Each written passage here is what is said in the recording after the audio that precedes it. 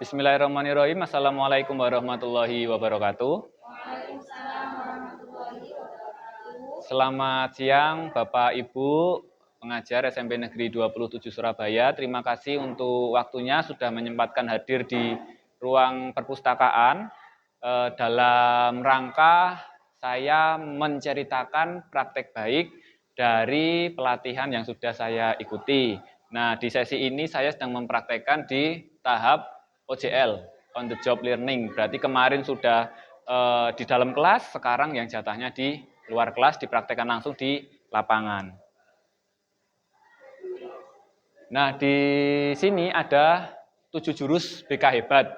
Yang pertama ada kenali potensi, kelola emosi, tumbuhkan resiliensi, jaga konsistensi, jalin koneksi, bangun kolaborasi, sampai menata situasi. Jurus 1 sampai 5 ini difokuskan kepada siswa.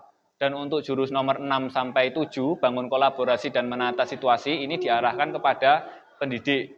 Tujuannya tetap sama, untuk membantu para siswa mendapatkan tumbuh kembang yang baik, seperti itu. Nah, di sesi kali ini nanti saya akan membedah di tahap 1, yaitu kenali potensi, dan juga di tahap 3, tumbuhkan resiliensi.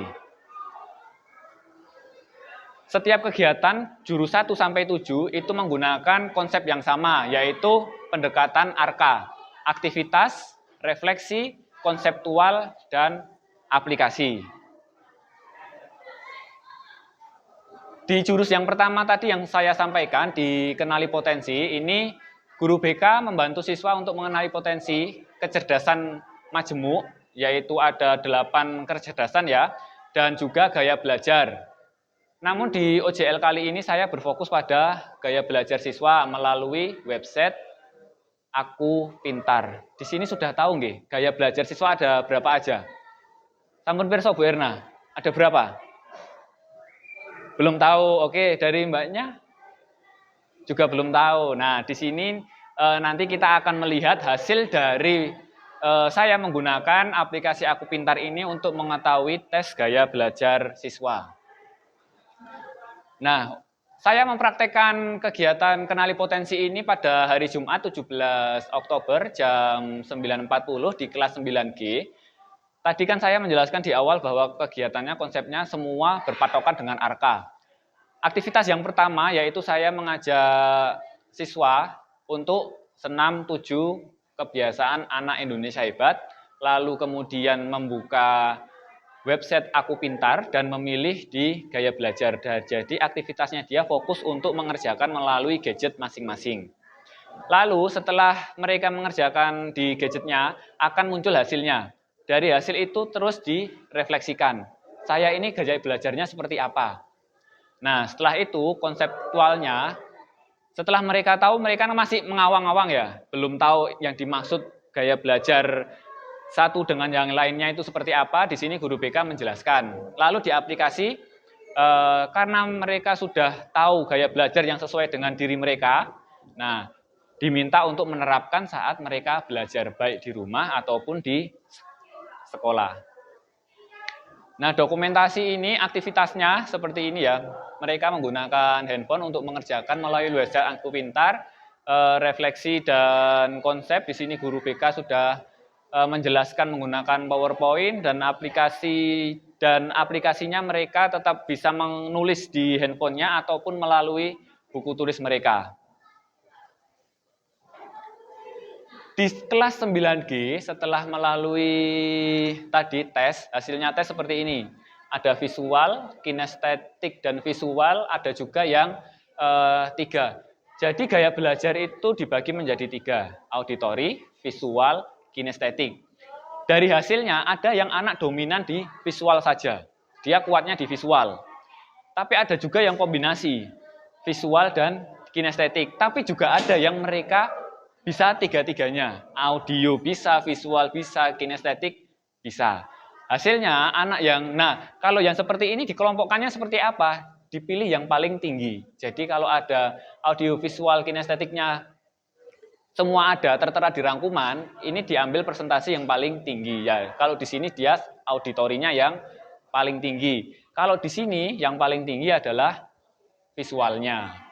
Nah, dari kelas tersebut yang menggunakan atau dia memiliki gaya belajar auditori ini ada 3 siswa, visual 6 siswa, kinestetik 24 siswa.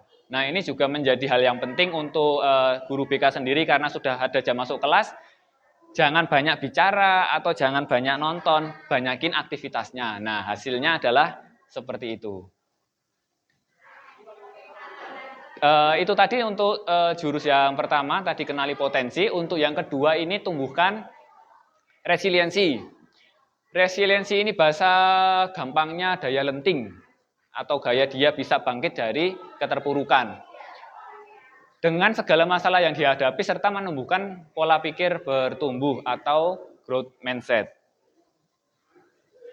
Kegiatannya baru hari Rabu kemarin, pukulnya sama jam 9.40, sasarannya di kelas 9D. Aktivitas tetap ada refleksi, ada konseptual, dan ada aplikasi. Nah, di sini untuk saya lebih menguatkan lagi konsep resiliensi, ini menggunakan permainan botol flip yang dilempar terus dia harus posisinya berdiri. Itu kan perlu latihan, perlu konsentrasi, dan jarang yang sekali bisa. Walaupun kemarin waktu saya mempraktekkan dari 32 siswa itu ada 1 yang sekali langsung bisa. Saya memberi 3 kali. Ada yang pertama bisa, ada yang percobaan kedua baru bisa, ada yang sampai percobaan ketiga belas tidak bisa. Nah, tapi di refleksi ini saya menemukan poin penting, yaitu di keyakinan. Saya tanya ke mereka, anak-anak, tadi ada yang 3 kali pernah mencoba gagal? Iya Pak, tapi kamu yakin nggak akan bisa? Yakin Pak. Nah, walaupun dia hanya diberi 3 dan gagal, tapi di masa depannya atau di waktu yang akan datang saat dia diberi lagi, dia punya keyakinan. Nah, poin pentingnya adalah di situ. Entah di percobaan keberapa dia berhasil, tapi yang penting dia ada keyakinan untuk berhasil. Terus konseptualnya guru BK memberi materi terkait resiliensi dan growth mindset. Aplikasinya ini murid diminta untuk menulis masalah, boleh yang sedang dihadapi atau yang sedang mengganggu saat ini ataupun masalah yang berkesan di masa lalunya. Dan juga dia diminta untuk menulis solusi. Nah, di sini yang menarik adalah dia punya masalah.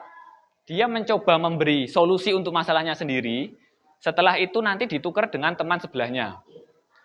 Hal yang penting dari resiliensi adalah juga mencari bantuan. Di mana saat kita sudah bingung, mungkin di sini Bapak Ibu saat posisinya bingung, butuh bantuan, kan tetap siapa dulu ya yang saya hubungi, siapa dulu ya yang saya WA, kan seperti itu. Nah, itu salah satu tahap kita mencari bantuan untuk bangkit dari permasalahannya kita.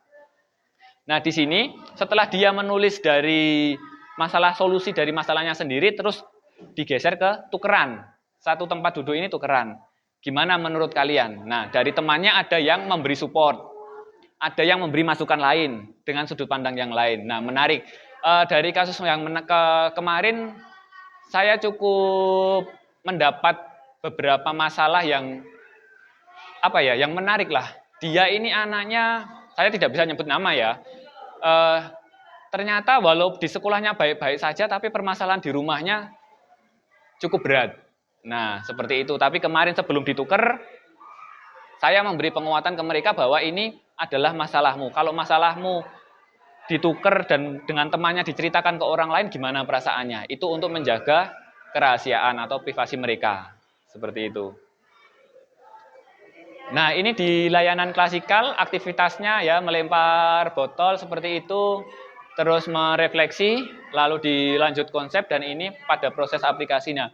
Di sini adalah masalah yang sedang mereka hadapi dan di bawahnya ditulis untuk solusinya. Dari kegiatan tersebut saya mengambil sebenarnya saat kita nggak harus BK di pelajaran lain pun kan mungkin ada menemukan siswa yang kesulitan atau kok siswa ini berbeda dengan yang lainnya ya. Nah, di BK juga sama, kita ambil siswa tersebut untuk kalau di BK ditindaklanjuti dengan konseling individu atau bimbingan individu yang lebih intens seperti itu. Konseling yang saya gunakan kemarin adalah teknik realita dengan fokus pada WDEP. Want, doing, evaluation, dan planning. Jadi saya mengorek dulu dari permasalahan yang sudah ditulis, dia pengennya seperti apa, yang sudah dilakukan apa, yang terus dievaluasi dari yang sudah dilakukan tersebut. Jika memang belum berhasil, ada alternatif planning apa, seperti itu. Oke, demikian dari saya sedikit, semoga bermanfaat untuk Bapak Ibu semuanya. Dan tadi ya, kita sudah belajar jurus 1 dan 3, tapi yang paling penting kita tetap harus menjalin koneksi antar guru, karena di sini kita tidak bisa berdiri sendiri. Walaupun saya BK, pasti akan berhubungan dengan guru mapel lainnya, berhubungan dengan wali kelas, terkait permasalahan siswa. Demikian dari saya, banyak salahnya mohon maaf. Saya akhiri, wassalamualaikum warahmatullahi wabarakatuh.